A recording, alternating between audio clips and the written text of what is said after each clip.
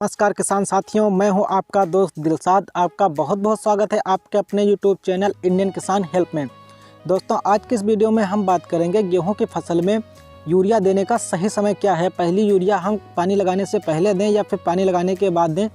बहुत सारे किसान भाइयों के मन में ये कन्फ्यूजन रहता है कि यदि हम यूरिया की मात्रा अपने खेत में पानी लगाने से पहले देते हैं तो उसके क्या बेनिफिट हैं और क्या नुकसान है, और यदि हम पानी लगाने के बाद अपने फसल में यूरिया देते हैं तो उसके क्या बेनिफिट हैं और क्या नुकसान है। तो इसी विषय पर आपको इस वीडियो में आगे जानकारी मिलने वाली है। दोस्तों, वीडियो को शुरू करते हैं। वीडियो को शुरू करने से पहले आपसे एक छोटी सी रिक्वेस्ट है कि यदि आप हमारे चैनल पर नए हैं तो आप हमारे चैनल इंडियन किसान हेल्प को सब्सक्राइब कर सकते हैं और साथ में बेल आइकन को अवश्य प्रेस कर लीजिए, जिससे आपको ऐसी ही खेती संबंधित जानकारी यूट्यूब पर सबसे पहले मिलती रहें। तो किसान साथियों, अब हम बात कर लेते हैं कि गेहूं की फसल में यूरिया देने का सही समय क्या है। लेकिन उससे पहले हम यह जान लेते हैं कि यूरिया हमारे पौधे किस प्रकार से लेते हैं, उनकी क्या कार्यप्रणाली होती है यूरिया लेने की, इस बारे में थोड़ा सा जान लेते हैं। तो किसान साथियों, जैसा आप सबको पता है कि हमारी फसल को नाइट्रोजन की अधिक आवश्यकता होती है और यूरिया में 46% नाइट्रोजन पाई जाती है। लेकिन अगर हम बात करें कि क्या नाइट्रोजन को हमारे पेड़ पौधे या फिर फसल जो है सीधे तौर पे ग्रहण कर लेते हैं, तो इसका जवाब होगा नहीं। क्योंकि अगर जब पेड़ पौधों को या फिर हमारी फसल को नाइट्रोजन सीधे तौर पर मिल जाती तो हमें यूरिया डालने की कोई भी आवश्यकता नहीं पड़ती, क्योंकि वायुमंडल में 78% की मात्रा में नाइट्रोजन पाई जाती है। इस वहाँ से ही पौधे अपना नाइट्रोजन को अवशोषित करके अपनी मात्रा नाइट्रोजन की पूरी कर लेते। तो नाइट्रोजन को हमारे पेड़ पौधे या फिर हमारी फसल जो होती है वो नाइट्रेट के रूप में लेती है। इसलिए हमें अपनी फसल में नाइट्रोजन की पूर्ति करने के लिए यूरिया की मात्रा अपने खेतों में डालनी होती है। जब हम अपने खेतों में यूरिया को डालते हैं तो उसमें एक रासायनिक अभिक्रिया होती है, जिसके कारण यूरिया 3 भागों में टूट जाती है। अमोनिया, अमोनियम और नाइट्रेट के रूप में टूट जाती है, जिसमें से अमोनिया वाष्पित होकर यानी कि भाप बनके उड़ जाती है, और नाइट्रेट को हमारे फसल के पौधे जो होते हैं वो जड़ों के माध्यम से अवशोषित करके पूरे पौधे तक पहुंचा देते हैं, जिससे हमारा पौधा हरा भरा हो जाता है और उसकी ग्रोथ स्टार्ट हो जाती है।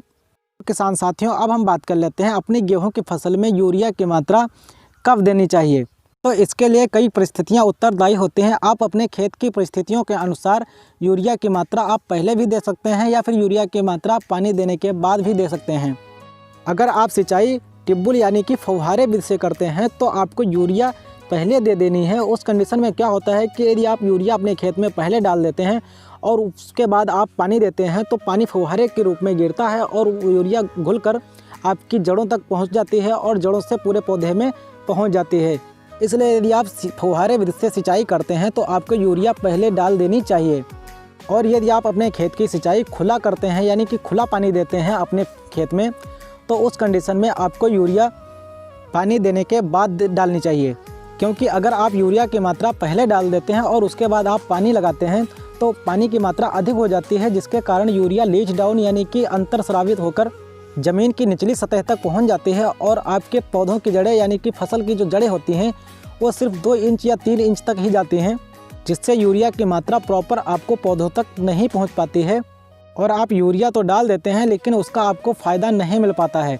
इसलिए हमेशा आप यदि खुला पानी डालते हैं अपने खेतों में तो आपको पानी लगाने के बाद यूरिया को डालना चाहिए। और यदि आप अपने खेत में खुला पानी लगाते हैं तो उसके लिए भी आपकी 2 कंडीशन हो सकती हैं। यदि आपकी मिट्टी जलोढ़ यानी कि चिकनी मिट्टी है तो आप यूरिया की मात्रा पहले डाल सकते हैं, क्योंकि जलोढ़ या चिकनी मिट्टी में पानी की मात्रा निचली सतह तक नहीं पहुंच पाता है, जिससे यूरिया की मात्रा ऊपर ही बनी रहती है और आप यूरिया की मात्रा पहले डालकर पानी लगा सकते हैं।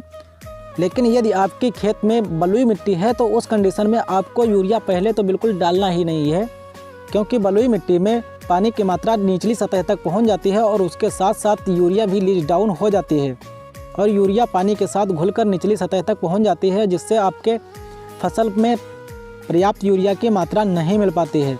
किसान साथियों, यही सब थी यूरिया के बारे में जानकारी। यदि आपको जानकारी पसंद आई हो तो आप कमेंट के माध्यम से हमें बता सकते हैं, और यदि आपको वीडियो पसंद आया हो तो आप अपने किसान भाइयों में वीडियो को ज़्यादा से ज़्यादा शेयर कर सकते हैं।